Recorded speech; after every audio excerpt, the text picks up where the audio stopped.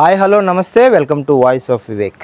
దేశానికి పల్లెలు పట్టుకొమ్మలనే విషయాన్ని గత దశాబ్దాల కాలంగా నిరూపితమవుతున్న విషయం మనందరికీ తెలిసిందే. ఒక దేశం బాగుండాలంటే ఆ దేశం యొక్క గ్రామాలను చూడండి, లేకపోతే గ్రామాభివృద్ధి దేశాభివృద్ధి అనే ఒక నానుడి మనం కొన్ని దశాబ్దాలుగా వింటున్నాం.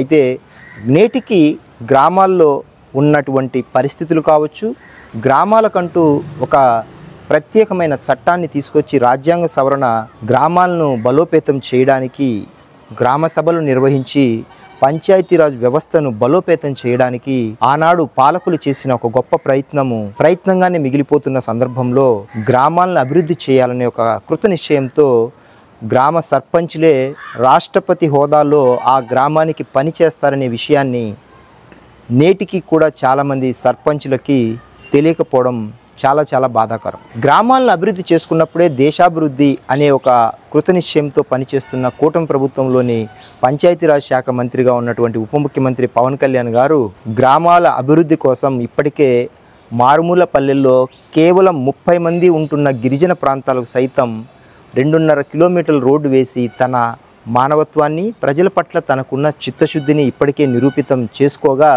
ఇప్పుడు ఇంకొంచెం ముందడుగు వేసి రాష్ట్ర వ్యాప్తంగా పల్లె పండుగ మాటా మంతి అనే ఒక కొత్త కార్యక్రమానికి ఒక కొత్త చరిత్ర సృష్టించారని చెప్పవచ్చు. ఆ కార్యక్రమాన్ని 20-21 తేదీలలో చాలా గొప్పగా ఒక థియేటర్ను ఎంపిక చేసుకొని శ్రీకాకుళం జిల్లా టెక్కలికి ఎంపిక చేసుకొని ఆయన వర్చువల్గా ఈ కార్యక్రమాన్ని ప్రారంభించడం జరిగింది. అయితే బహిరంగ సభ వేదికల ద్వారా కూడా ఇది చేసి ఉండొచ్చు, కానీ కాస్ట్ కటింగ్ అంటే డబ్బును వృధా చేయడం ఎందుకు, ఒక బహిరంగ వేదిక పెట్టి లేకపోతే ఒక పెద్ద అట్టహాసంగా చేసి ఎందుకనే కోణంలో వర్చువల్గా ప్రజలతో ఇంటరాక్ట్ అయ్యి మాటామంతి కార్యక్రమాన్ని ఒక సినిమా వినోదానికి ఉపయోగించి ఒక థియేటర్ని ఎంపిక చేసుకొని అందులో ప్రజలతో ఇంటరాక్ట్ అవ్వడం అనే ఒక కొత్త కాన్సెప్ట్ని, ఒక కొత్త చరిత్రని కూడా ఆయన సృష్టించారని ఖచ్చితంగా చెప్పవచ్చు. అయితే ప్రజలతో ఇంటరాక్ట్ అవుతూనే స్థానికంగా ఉన్న సమస్యల్ని వెంటనే నోట్ చేసుకోవడము, తక్షణమే ఆ పని అవ్వాలని స్థానిక అధికారులకు ఆదేశాలు ఇవ్వడం కూడా అదే మాటామంతి కార్యక్రమంలో చూడడం జరిగింది. అయితే ఇవేమీ తెలియని గత ప్రభుత్వ పాలకులు కావచ్చు, లేకపోతే ప్రతిపక్ష హోదా లేనటువంటి పార్టీ కావచ్చు, నాయకులు కావచ్చు, వారికి ఎంతసేపు ఉన్నా కూడా ఇలాంటి మంచి కార్యక్రమాలు వారి మెదడులోకి ఎక్కకపోగా నిత్యం విషం చిమ్ముతూనే వారు కాలాన్ని గడుపుతున్నారు. ప్రతిపక్ష హోదా లేనటువంటి పార్టీ దీన్ని ఒక మంచి ఉద్దేశంతో చేశారు, మేము కూడా మా వంతుగా ప్రభుత్వానికి సహకరిస్తాము అంటూ ముందుకొస్తే ప్రజలు కూడా మిమ్మల్ని అభినందిస్తారు.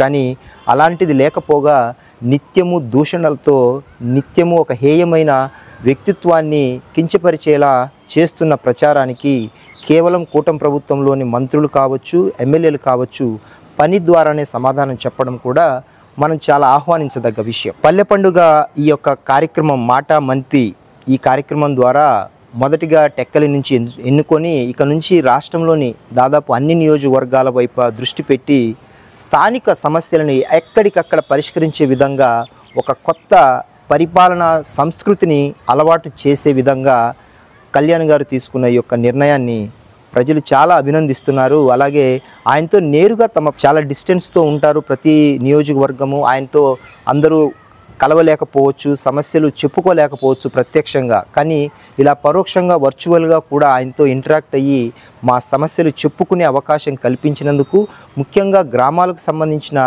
అభివృద్ధి కార్యక్రమాలు కూడా నేరుగా ప్రజలకు అందేలా చేస్తున్న ఈ యొక్క కార్యక్రమం యొక్క ఫలితాలను రానున్న రోజుల్లో మనం చూడబోతున్నాం. మాటామంతి కార్యక్రమం తప్పకుండా ప్రజల్లోకి బలంగా చొచ్చుకుపోతుందనే నమ్మకాన్ని కూడా నేను కూడా విశ్వసిస్తున్నాను. ఒక పక్క రోడ్లు, ఒక పక్క పంచాయతీరాజు సంబంధించిన నిధులు, మరో పక్క మౌలిక వసతులు, సర్పంచులకు సంబంధించిన నిధులు, అలాగే గ్రామాలను పూర్తి స్థాయిలో రూపురేఖలు మార్చే విధంగా ఆయన వంతు కృషి పట్టుదల, ఆయన మంత్రివర్గంలోని పేషి అధికారులు కూడా నిత్యము శ్రమిస్తున్నారు. అధికారులు ఆయనకు మంచి పేరు తెచ్చేలాగా, ప్రభుత్వానికి మేలు మంచి పేరు తెచ్చేలాగా కూడా ప్రభుత్వం పెద్దలు కూడా ఈ యొక్క కార్యక్రమాల పట్ల చాలా చిత్తశుద్ధితో పనిచేస్తున్నారని బలంగా చెప్పవచ్చును. అధికారుల యొక్క కృషి ఎనలేనిదిగా ఉంది. ఈ విషయాల పట్ల అంటే కళ్యాణ్ గారు తీసుకుంటున్న నిర్ణయాలను అమలుపరిచే విషయంలో మంత్రి పేషిగా ప్రతి ఒక్క అధికారి కూడా చాలా చిత్తశుద్ధితో నిజాయితీతో పనిచేస్తున్నారు.